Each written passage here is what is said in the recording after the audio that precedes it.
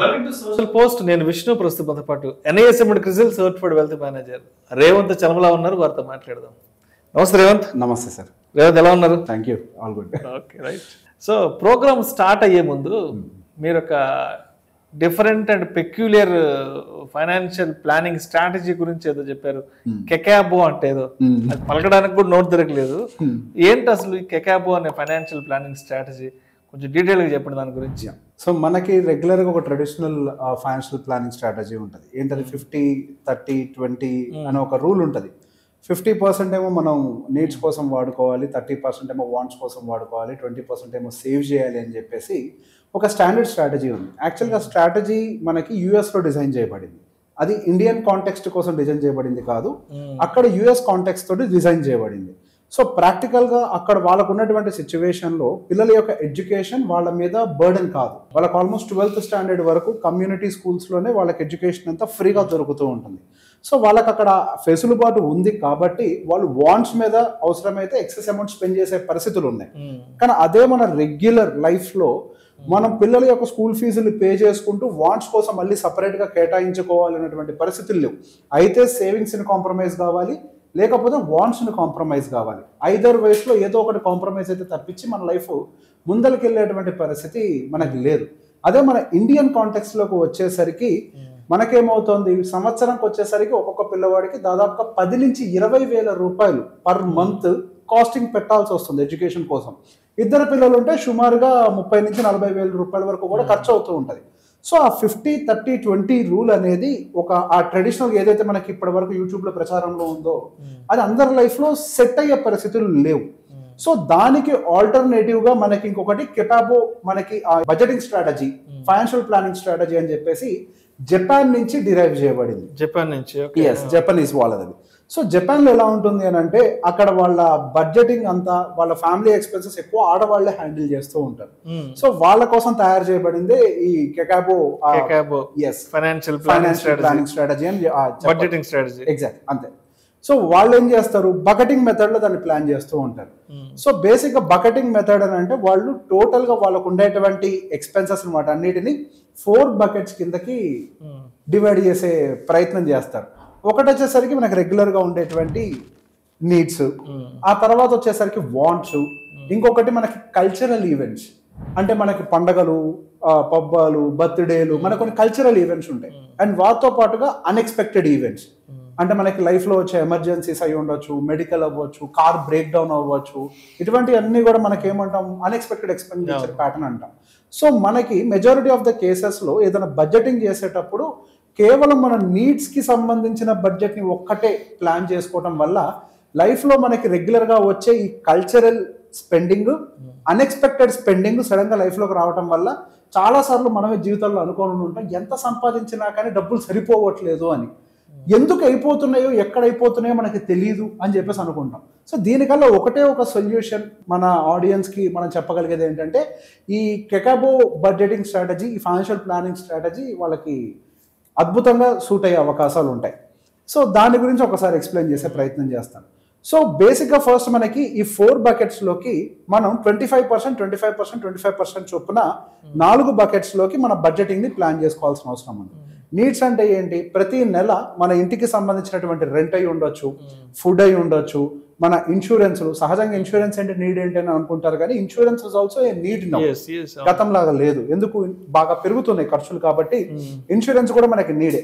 అంటే ఖచ్చితంగా మనం ఇది చెయ్యకుండా బతకలేము అనే ఎలిమెంట్స్ ఏవైతే ఉంటాయో, ఇంటికి సంబంధించిన యూటిలిటీ బిల్స్, వాటర్ బిల్స్, వీటన్నిటిని నీడ్స్ కేటగిరీలోకి రాసుకోవాలి. కొంతవరకు పిల్లల యొక్క స్కూల్ ఫీజులు కూడా మన నీడ్స్ కేటగిరీలోనే పెట్టుకోవాలి. అండ్ తర్వాత వచ్చేసరికి వాంట్స్ కేటగిరీ. ఈ వాంట్స్ కేటగిరీలోకి వచ్చేసరికి మనకు ఉండేటువంటి హాబీస్ అయి ఉండొచ్చు, ట్రావెలింగ్ అయి ఉండొచ్చు, కొంతమందికి ఒక ఫ్యాన్సీ ఉంటుంది, నేను ఇంకా నా స్కిల్ని అప్గ్రేడ్ చేసుకోవడం, లేకపోతే ఫ్యాన్సీగా ఏదైనా ఒక ఐటమ్ని కొనుక్కోవడం, ఇట్లాంటి కొన్ని ఉంటాయి వాళ్ళకి. సో బేసిక్ ఇవన్నీ కూడా వాంట్స్ కేటగిరీలోకి వాటిని పక్కకు పెట్టేయాలి. కల్చరల్ యాక్టివిటీ అనేది పర్టికులర్గా మన ఇండియన్ కాంటెక్స్ట్లో ఎక్కువగా ఉంటుంది. ప్రతి 2 నెలలకు ఒక పండుగ వస్తూనే ఉంటుంది. అదే పెద్ద పండుగలు అయితే మనకి సంవత్సరంలో ఎంత వద్దన్నా కానీ 3-4 మినిమం పెద్ద పండుగ మినిమం. దాంతో పాటుగా బర్త్డేలు, ఇవన్నీ కలిపితే ఎవ్రీ ఆల్టర్నేట్ మంత్ మన లైఫ్ లో ఒక కల్చరల్ ఈవెంట్ జరుగుతూనే ఉంటది. ఇంకా అన్ఎక్స్పెక్టెడ్ యాక్టివిటీస్ అయితే కనుక మనం ఊహించిన అవసరం లేదు. Car break down, bike break down, టైర్లు చేంజ్, XYZ ఇవన్నీ వస్తూనే ఉంటాయి. సో వీటన్నిటిని కేటగరైజ్ చేయాలి. సో ఇప్పుడు వీటన్నిటిని కేటగరైజ్ చేసి మనకు వచ్చేటువంటి, ఫర్ ఎగ్జాంపుల్ ₹1,00,000 జీతం అనుకుందాం. ఈ ₹1,00,000 జీతాన్ని మొత్తం అటువైపు కేటగరైజ్ చేయకుండా అగైన్ ఇక్కడ ఇంకొక రూల్ ని మన మధ్యలో అప్లై చేసే ప్రయత్నం చేద్దాం. అదేంటి అని అంటే 50, 25, 25. మనకి సంబంధించిన ఈ 4 బకెట్లు ఈ 50లో మాత్రమే కుదించబడాలి. ఆ మిగతా 25, 25 అనేది ఫస్ట్ 25 షార్ట్ టర్మ్ గోల్స్ కోసం, సెకండ్ 25 లాంగ్ టర్మ్ గోల్స్ కోసం అని చెప్పేసి మనం ఫ్యూచర్ బడ్జెటింగ్ అంటే ఫ్యూచర్లో సేవ్ చేయాలి. ఈ రోజు మనం పెట్టే ₹1 పెట్టుబడే రేపు మన అవసరాలను తీర్చేది కాబట్టి అటు short term and long term. Below 7 years అందరూ 5 అని అంటారు, కానీ below 7 years called is short term practically speaking. ఎందుకు మనం సహజంగా వీటి కోసం ఈక్విటీ మెథడ్స్ కానీ ఇట్లాంటి వాటిని ఎంచుకుంటూ ఉంటాం కాబట్టి 7 yearsలో వాలటాలిటీ అనేది సహజంగానే ఎక్కువ కిక్కిన్ అవుతూ ఉంటుంది కాబట్టి 7 year సైకిల్ మనం షార్ట్ టర్మ్ అందాం, దానికంటే పైన ఉండేదాన్ని లాంగ్ టర్మ్ గోల్స్గా మనం పరిగణించుకుందాం. ఇప్పుడు పెద్ద ప్రశ్న, నిజంగా మనము 50% డబ్బుల్లోనే ఈ 4 బకెట్స్ని ఫుల్ఫిల్ చేయగలుగుతామా? ఇదే పెద్ద ప్రశ్న వస్తుంది. సో నిజంగా మనం చేయగలుగుతామా లేదా అన్న దానికోసమే మనం ఇంకొక మెథడ్ వాడాలి. దాన్ని ర్యాగ్ మెథడ్ అని అంటారు. ఏంటది? ర్యాగ్. Rag, RAG. ర్యాగ్. మనకి ట్రాఫిక్ లైట్స్ ఉంటాయి కదా, ట్రాఫిక్ లైట్స్ ఎన్ని రంగులు ఉంటాయి? 3 రంగులు ఉంటాయి, red, amber and green. Okay, so దీని ర్యాగ్ మెథడ్ అనేది కొత్త మెథడ్ ఏం కాదు, కార్పొరేట్ కల్చర్ లో బాగానే వాడతారు. సో బేసిక్ ఇంపార్టెన్స్ అని తెలుసుకోవడం కోసం ఒక దానికి సంబంధించి ఈ ర్యాగ్ మెథడ్ ని మనం లిస్ట్ అవుట్ చేసుకున్న వాటికి అప్లై చేసే ప్రయత్నం చేయాలి. ఇందాక ఏం చేసాం మనం? Needs, wants, cultural events and as well as unexpected events ఇవన్నీ కూడా ఉన్నాయి కదా. వీటన్నిటి కింద మన ఖర్చులు రాసుకుంటాం కదా మన దగ్గర లైఫ్లో, ఇవి ఉంటాయని చెప్పేసి వీటన్నిటికీ ర్యాగ్ మెథడ్ ని వాడాలి. ఇప్పుడు ఏదైనా ఒక ఐటమ్ లేకపోయినా నేను సర్వైవ్ కాగలను, ఇది జస్ట్ నేను నా దగ్గర డబ్బులు ఉన్నాయి కాబట్టి పెడుతున్నాను అనుకునే ఐటమ్స్ ఏమైనా ఉంటే వాటిని మనం రెడ్ కేటగిరీలో పెట్టాలి. ఓకే, వీటిల్ని మనం కొంతవరకు కాంప్రమైజ్ అవ్వచ్చు, ఇంత బడ్జెట్ దీనికి అవసరం లేదు, దీనికి కొద్దిగా బడ్జెట్ తగ్గించుకునే అవకాశాలు ఉన్నాయి అనుకున్న దాన్ని ఆంబర్ దాంట్లో పెట్టాలి. లేదు, ఇప్పుడు మనం ఏదైతే ఎగ్జిస్టింగ్ దానికి స్పెండింగ్ పెడుతున్నామో అది సరిపోతుంది, అది కరెక్ట్ గానే ఉండాలి, అంతకన్నా తగ్గించలేము, అది కంపల్సరీ అనుకున్న దాన్ని గ్రీన్ లో పెట్టాలి. ఇప్పుడు ఏమవుతుంది, మీకు ఎక్కడెక్కడైతే వేస్టేజెస్ వస్తున్నాయో, ఏవైతే ఓవర్ స్పెండింగ్ చేస్తున్నామో వాటన్నిటిని ఐడెంటిఫై చేసి ఆ ఖర్చును తగ్గించుకొని ఈ 50% బకెటింగ్ లో ఫిట్ చేసే ప్రయత్నం మనం చేయాలి. అదేంటి, పిల్లల స్కూల్ ఫీజులే చాలా ఎక్కువ ఉన్నాయి, ఇప్పుడు మీరే చెప్పారు కదా 20 నుంచి 40 వేల రూపాయల వరకు 2 పిల్లలకి స్కూల్ ఫీజులు వస్తున్నాయి కదా అని అంటే ఇక్కడ అదే ఒక పెద్ద క్యాచ్. సో బేసిక్గా పిల్లలకు సంబంధించిన స్కూల్ ఫీజులను కూడా మనం సంపాదించే దాంట్లో మాత్రమే భాగంగా పెట్టుకోవాలి. నేను గతంలో కూడా చెప్పాను, పిల్లల యొక్క స్కూల్ ఫీజు ఎంత ఉండాలి అని అంటే మన టోటల్ ఎక్స్పెన్సెస్లో 20% దాటకుండా చూసుకుంటే మంచిది.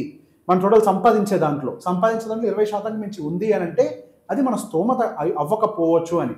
సో దానికి తగ్గట్టుగానే స్కూల్ పిక్ కూడా ఉండాలి. మిగతా 30,000లోనే మీకు సంబంధించిన ఎక్స్పెన్సెస్ని ఫిట్ చేసే ప్రయత్నం చేయాలి.